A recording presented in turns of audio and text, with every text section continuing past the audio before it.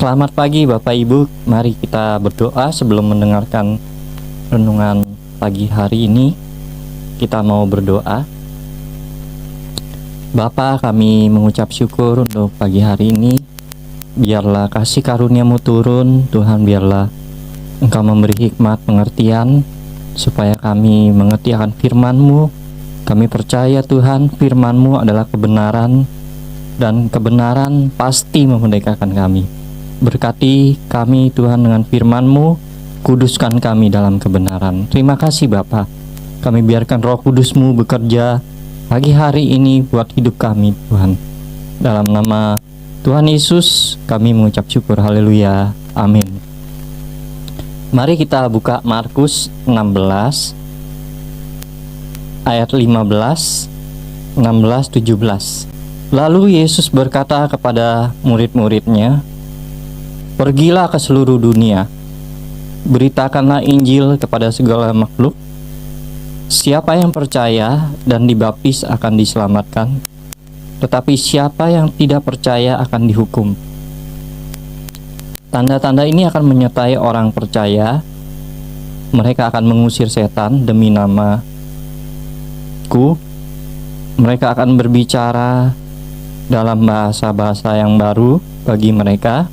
Mereka akan memegang ular, dan sekalipun mereka meminum racun maut, mereka tidak akan mendapat celaka. Mereka akan meletakkan tangannya ke atas orang sakit, dan orang sakit akan sembuh." Bapak Ibu, jikalau seseorang dipenuhi Roh Kudus, itu dia akan menjalankan sesuatu yang Tuhan perintahkan, Bapak Ibu. Nah, Tuhan memerintahkan seluruh murid Tuhan untuk melakukan pemberitaan Injil, Bapak Ibu.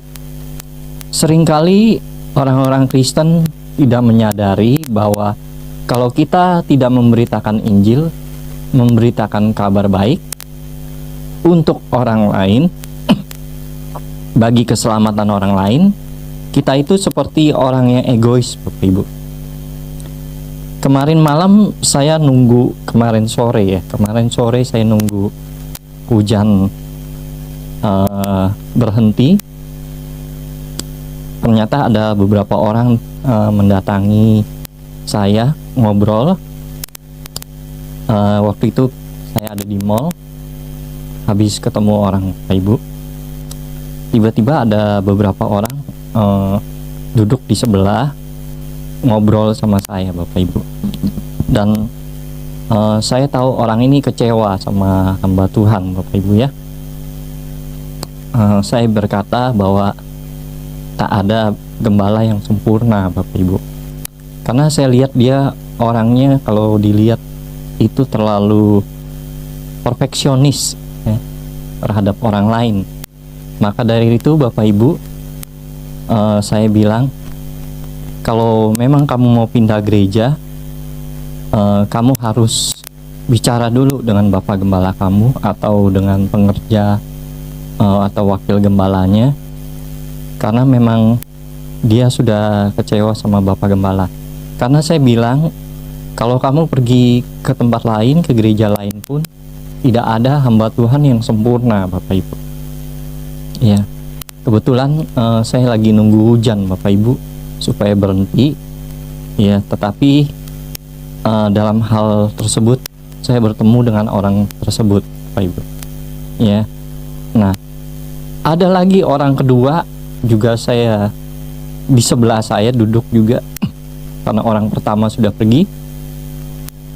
Dia juga seperti itu, Bapak Ibu. Udah 10 minggu tidak ke gereja. Ya, padahal papa mamanya Kristen. Ya, dia mengalami kecewa, Bapak Ibu. Nah, kecewa sama orang tuanya dan juga mengalami seperti itu, Bapak Ibu. Ya, tidak ada orang tua yang sempurna menurut pemikiran seorang anak, Bapak Ibu. Tidak ada. Ya. Jadi Bapak Ibu, di dunia ini banyak orang-orang belum mengenal Yesus, Bapak Ibu. Bahkan orang yang pernah ke gereja pun tidak ke gereja lagi. Ya. Mari kita melayani Tuhan bukan hanya di dalam gereja, Bapak Ibu.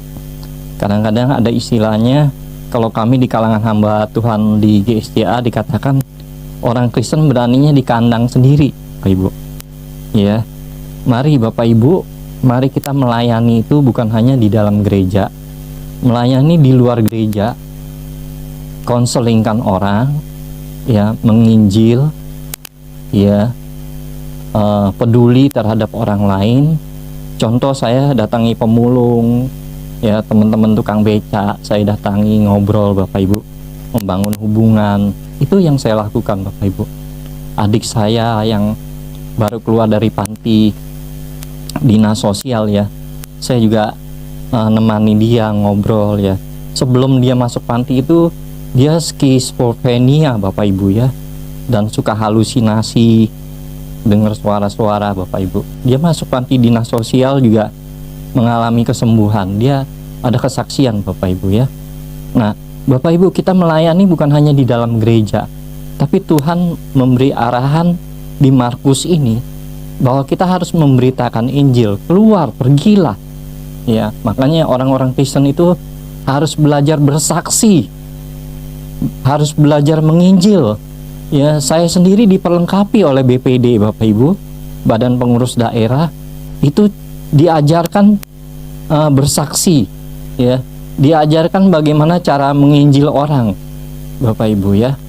Sayang sekali di gereja ini belum, mungkin suatu saat ada. Bapak Ibu, bukan hanya kita melayani di dalam gereja, tapi di luar gereja pun banyak orang-orang yang kecewa terhadap hamba-hamba Tuhan, kecewa terhadap orang tua, dan juga banyak hal Bapak Ibu yang kita perlu follow up jiwa-jiwa, ya. Jadi Bapak Ibu, kita melayani bukan hanya dibatasi oleh 4 tembok gereja, tapi kita melayani di luar gereja pun kita melayani, menginjil, mengkonseling orang, ya, peduli terhadap orang-orang miskin Bapak Ibu, ya, pemulung, ya, tukang beca Bapak Ibu. Mari kita belajar peduli terhadap orang lain Bapak Ibu. Dan saya percaya Bapak Ibu, kita akan dipakai Tuhan. Kita memang mengalami kepenuhan Roh Kudus, tapi Tuhan mau pakai kita dalam berbagai hal, bukan hanya di dalam gereja Bapak Ibu, ya. Dalam beberapa tahun ini saya banyak belajar tentang psikologi Bapak Ibu, ya, bagaimana menangani orang-orang tertentu Bapak Ibu, ya. Saya bersyukur dari masih masa umur 20-an saya belajar tentang temperamen, dan waktu saya kuliah di S2 saya bertemu doktor di bidang psikologi, Robert Lesnusa, yang mengarahkan saya melayani seperti apa gitu Bapak Ibu, ya. Saya percaya orang Kristen bukan hanya melayani di dalam gereja, tapi di luar gereja pun harus melayani Bapak Ibu. Mari kita berdoa. Bapa, kami mengucap syukur untuk pagi hari ini. Biarlah Tuhan, kami bergairah dalam melayani bukan hanya di dalam gereja. Tuhan pakai kami di luar gereja untuk memberitakan Injil, mengkonseling orang. Biarlah hidup kami hidup untuk melayani, bukan dilayani. Kami mau belajar Tuhan, biarlah kasih karunia-Mu turun, beri kami hikmat, supaya setiap kali kami ada di luar gereja, kami menjadi terang dan garam bagi dunia ini. Terima kasih Bapa, di dalam nama Tuhan Yesus, pakai kami semua, biarlah kasih karunia-Mu turun atas kami. Dalam nama Tuhan Yesus kami mengucap syukur. Haleluya. Amin.